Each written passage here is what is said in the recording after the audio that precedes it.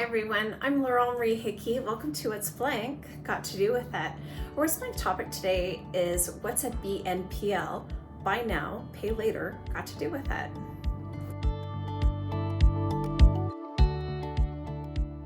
So lots of pop-ups that I'm seeing when we buy something online, and it's giving you a choice whether you to pay in full now or whether you would like to BNPL, buy now, pay later. And I really thought it'd be great to do a quick chat about this and consider pay in full, buy now, pay later with an investment financial comparison. So pay in full now, buy now, pay later, or invest the funds that you would have spent on the full purchase really depends on your own discipline. So financial discipline, investment opportunities, risk tolerance, and risk capacity, those are the four things that you really need to look at. So paying in full now, yeah, that feels great. It's the most simplistic approach. If you have the funds available to make the purchase, paying in full without a debt, without an interest rate, without borrowing costs, definitely makes a lot of sense. So paying up front, you avoid all of those hidden fees, penalties, interest charges. And if you do choose to buy now, pay later, what I really think is important is to determine what the total cost would be for what you are purchasing. So take that purchase amount and add in all of the interest rates, any penalties, ongoing costs that you are hidden or not hidden. Definitely want to see what that's going to cost you right to the very end if you do choose a buy now, pay later strategy. So another factor, if you were to pay in full, of course, is budget clarity.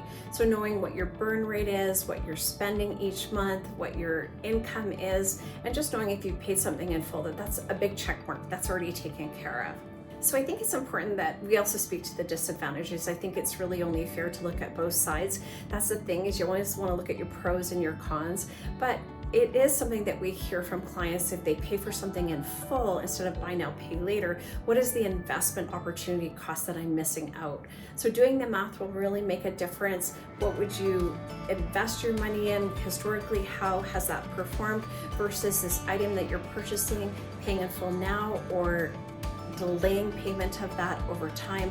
What would the end result be? What would be that total amount that it would cost you?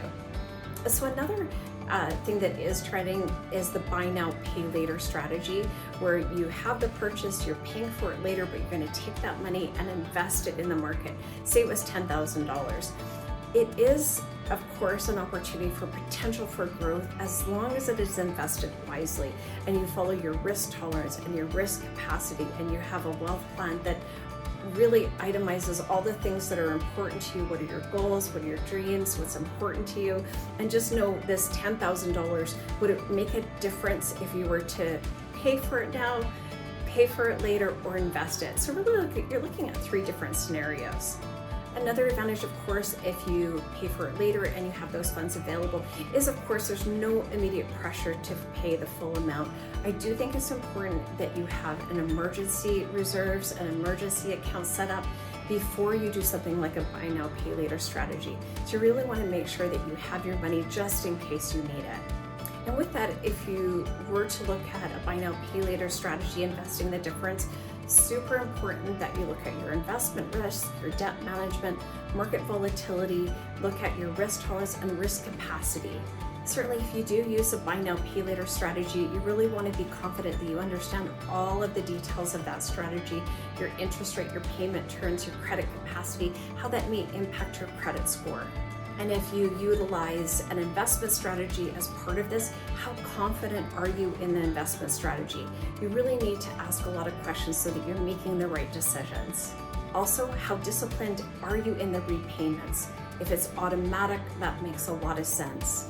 Can you pay extra amounts? Will you be penalized if you pay it off early?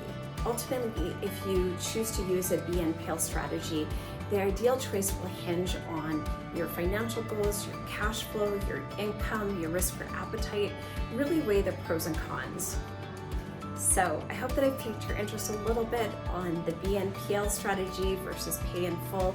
Certainly, please reach out to your wealth team. Please reach out to our team if you have any questions at all. We are always here for you. My name is Laurel Marie Hickey. I'm a Senior Portfolio Manager, Senior Wealth Advisor with Wellington Altus Private Wealth.